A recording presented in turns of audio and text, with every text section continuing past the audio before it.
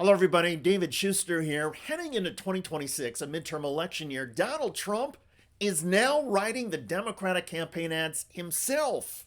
You know, this whole thing is, they use the word affordability. It's a Democrat hoax. And all they do is say, affordability, and you're supposed to say, oh, that means they had low prices. No, it was a con job. It was a con job. Affordability, they call it, was a con job by the Democrats. Trump's dismissal of inflation or rising prices has sunk his approval rating to the lowest of his second term. Even in the Republican-friendly Rasmussen Reports poll, Trump's total approval rating now stands at 43%. Total disapproval is 55%. And so these things that we've seen have, drawn blood. Donald Trump's down to a -12 net approval rating, which puts him on par at about 3 months after COVID in the middle of the George Floyd riots. And so that's not a really good place to be. And again, maybe he can recover, but I don't think that this is the same as the first term. America is very different than it was 10 years ago. And unlike 10 years ago, the job market is crashing, housing is increasingly expensive, and the economic prospects for younger people are abysmal. A year ago, during his presidential campaign, Donald Trump promised to cut prices immediately. He has failed.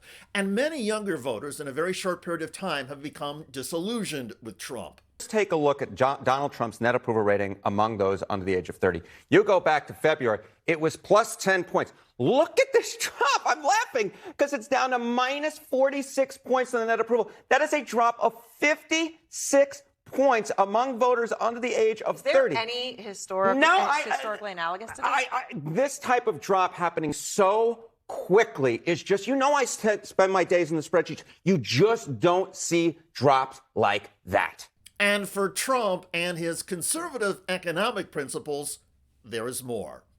Among those under the age of 35, younger folks, they actually have a more positive view of socialism than they do of capitalism. Look at this. 49% say have a favorable view of socialism compared to 43% of capitalism.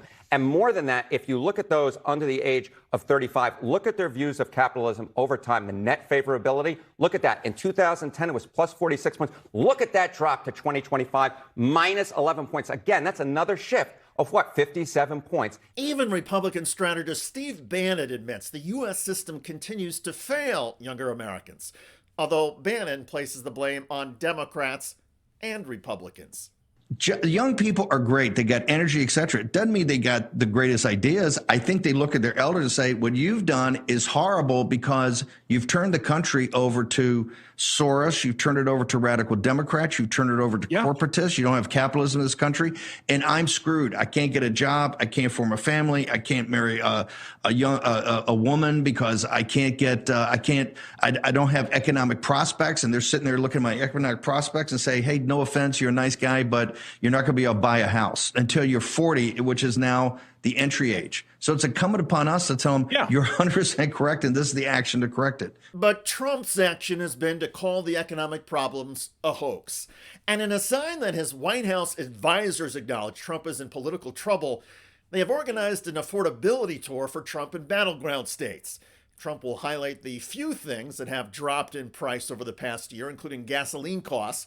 Trump is also expected to highlight wage growth. Trump's top economic advisors have been trying to tout higher wages in their appearances on cable news. It's not just what happens to prices, but what happens to wages. And so far, after losing $3,000 in purchasing power under Joe Biden already this year in Trump's economy, then people have gained $1,200 in purchasing power because of the moves that we're making. And in the car thing, I want to... We're still at a point, Kevin, pardon me for interrupting, where and correct me if I'm wrong, but the numbers that we looked at show that inflation is still higher than wage growth. Is that true? No. Wage growth is higher than inflation now. I'll send you an email, or come on next time and show you the chart. Inflation is at 2.9%. Real wage growth is $1,200 over the year. But even if that's true, that real wage growth has gone up an average of $1,200 for the year. The problem is that it is not enough to keep up with the additional costs from inflation.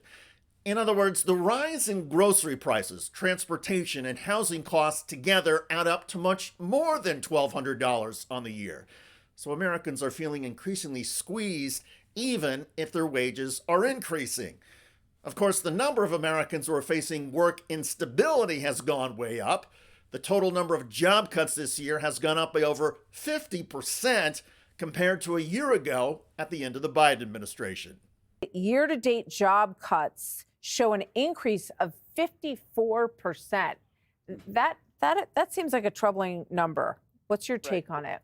Well, don't forget that there's hires and there's fires and there's separations and new jobs, and so net job creation for the year is very positive. But the flow of jobs in and out is a little bit higher. There's a little bit more turnover. A lot of times that could happen because people feel like they're actually able to get another job if they leave this job. Except that Americans are generally feeling less confident about their employment prospects and less hopeful about the overall economy. And they're blaming President Trump. Then we have who is more responsible for current economic conditions, President Trump or President Biden, and we have Trump at 62%. So, I know that we've heard from you, we've heard from Scott Bessent saying that things are going to feel very different in the beginning of the year, and everybody hopes that that's absolutely accurate, and we look forward to that. But, what would you say to people who are answering the survey that way, Kevin? Right. Well, one of the things that we've seen and we've studied over the last couple of weeks is that when there's a government shutdown, then the things that we economists call the soft data, the survey data, tend to really, really tank because everyone's in a terrible mood because Washington can't work and the government shut down and they're worried about how bad it's going to be. It's because you are in a bad mood. Snap out of it, says the Trump economic team. Everything is fine. And according to Donald Trump, the U.S. economy has never been better. People want affordable. Well, the economy is my thing, and we have the greatest economy in history. Are Republicans not selling it enough? Yes, the Republicans don't talk about it. So they need to do a better job on Capitol Hill. The Democrats give false talk, and the Republicans, and I say it all the time, Republicans have to talk about the fact that prices are down. Except that most prices are not down, they are up. And Donald Trump has no credibility, as he keeps underscoring when he makes his wild claims about foreign investment in the United States. Biden couldn't raise anything. No investment. I think investment went out of our country. I'm now at almost $18 trillion in 9 months. That's the biggest in the history of the world. It's also not true. $18 trillion? The entire U.S. GDP, or gross domestic product, a measure of all economic activity, is $29 trillion.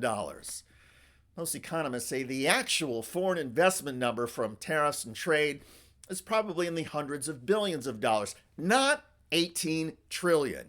The fact is, Donald Trump keeps saying things that are absurd. The U.S. economy is sputtering, and most Americans are feeling more financially squeezed now than before Donald Trump took office.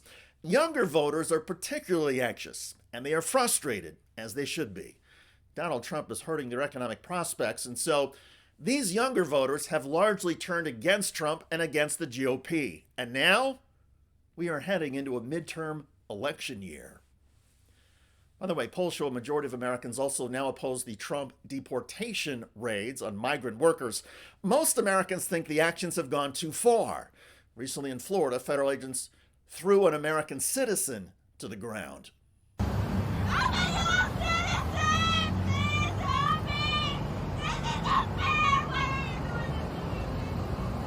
In Key Largo, Florida, that woman in medical scrubs is being arrested by federal Customs and Border Patrol agents. Moments earlier, the feds dragged her out of her car and pushed her to the ground.